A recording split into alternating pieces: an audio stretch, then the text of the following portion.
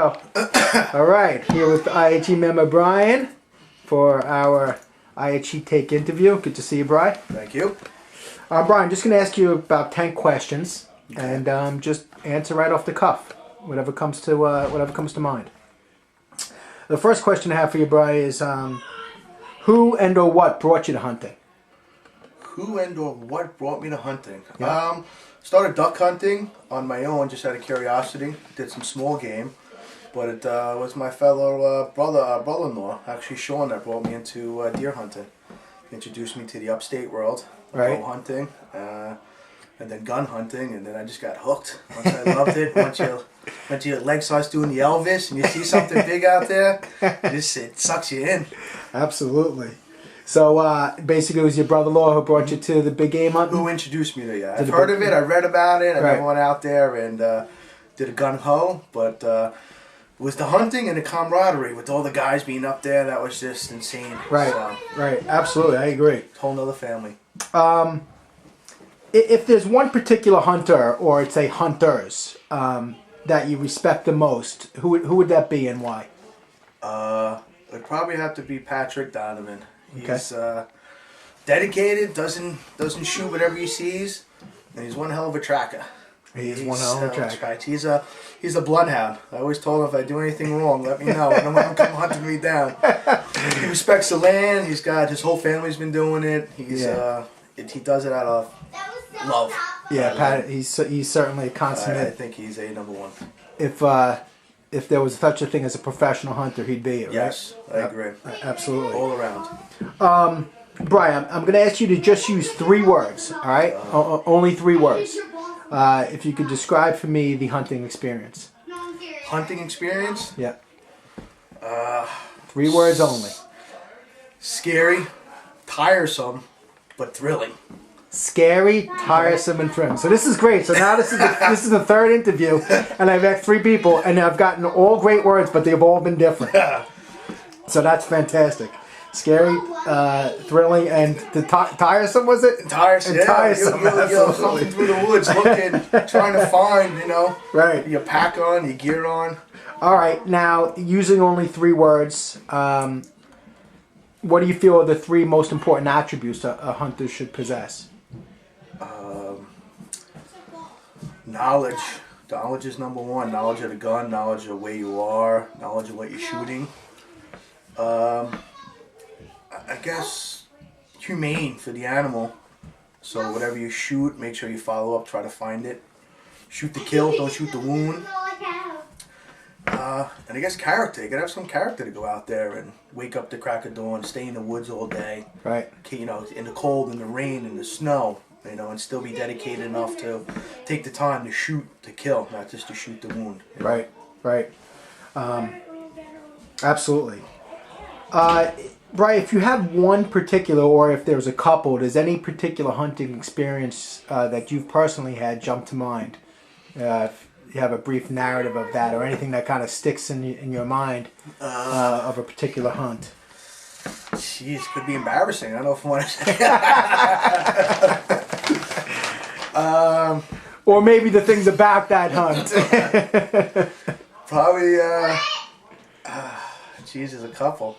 Probably the first is, first and foremost, was definitely one of my best experiences was hunting with my stepson Shorty. Right. Him shooting at the bow hunting up at the cabin in the back at Uncle Michael's stand. Shooting, hitting, and we didn't kill it. We learned a lot because of the broadhead and the pounds he was pulling. We were using the rage and it didn't open. But that was probably the best experience I've had. You learned a lot from it, sounds like. Yes. With him, watching him, I wasn't really hunting. I was there just to kind of support him and be there for it, which was insane. Right. But, that's awesome that you're hunting with your son. That's fantastic. Yeah, that is. In that vein, is there anyone that presently you're mentoring in the art of hunting, other than Sean, or you obviously you're doing with your Sean? I'm always learning, between technology and TV and just experiences and the good old rednecks up there. You see, the stories they have. But obviously, you mentioned your son, so you're actively engaged in his hunting development. I like to be as much as I can. Yeah. Right. Brian, you hear a lot about the declining population of hunting. and hunters. What do you think the future holds for hunting? It's a good question. Too many. I think if we do, like we try to practice upstate deer management for hunting wise, the animals will still be around. You get a lot of people just shooting randomly and killing animals that they shouldn't or don't need. It's scary, like everything. We're humans. We kind of rape and pillage our own land as far as any resource that we do. So even with fishing, I'm an active fishing. I do a lot of duck hunting and uplands. It's just you gotta respect and not shoot and kill because you see it, but shoot and kill because it's something you want. You're gonna use. You're gonna eat. It's gotta be. And also on the other hand, people gotta give back. Besides buying the stamp and that money going back into the resource and into the DEC, take the time to clean up, be active in feeding them or growing them or whatever you can do to help. So you feel it's really in our own hands as hunters to Absolutely. to continue hunting in perpetuity. Absolutely, because it's even though it's a right, I still think it's a respect. Right. Right. Brian, you see hunting in some other states, perhaps the Outdoors Channel, whether they profile shows in Ohio or Illinois, Wisconsin, Kansas, wherever it may be. What do you feel the differences are between hunting that you see maybe on those shows as compared to the hunting that you experience here in New York?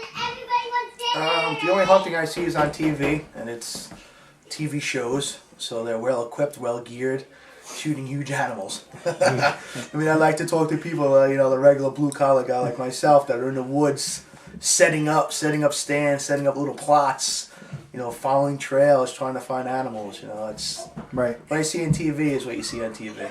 I think it's well said. It's meant to be.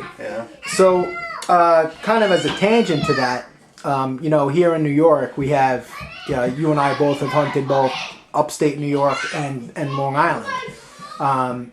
In your perspective, what are the differences that you see between those two areas? Island, I see a lot more deer, but there's more people per square foot in Island. You're not really in someone's backyard. When I'm upstate, it's like God's country to me. It's more you're out there and. It gets dark. It gets dark upstate. It gets dark on the island. You know where you're going. 495. The Sunrise. You know where you're going. You get spun around upstate. Plus, it's the whole adventure up there. You're seeing. I think when I'm upstate, I see a lot more than deer when I'm hunting deer. Mm-hmm. You're seeing grouse. You're seeing. You got the ducks on the pond. You got everything running through. You got some coyotes. You got whatever. The squirrels are out there. Right. The island, it's quiet. It's either you see something or you don't. In my opinion. Right. Right now, Brian, do you have any particular hunting goals? Well, I'd like to get a couple of ducks this year. Okay. Other than that, just be deer management as far as big game. Be constant. Get something. Constantly up your game. Correct. I hear you. You said you watched some of the TV shows. Is there any particular hunting show, or for that matter, is there any particular magazine or publication that you read that you would recommend?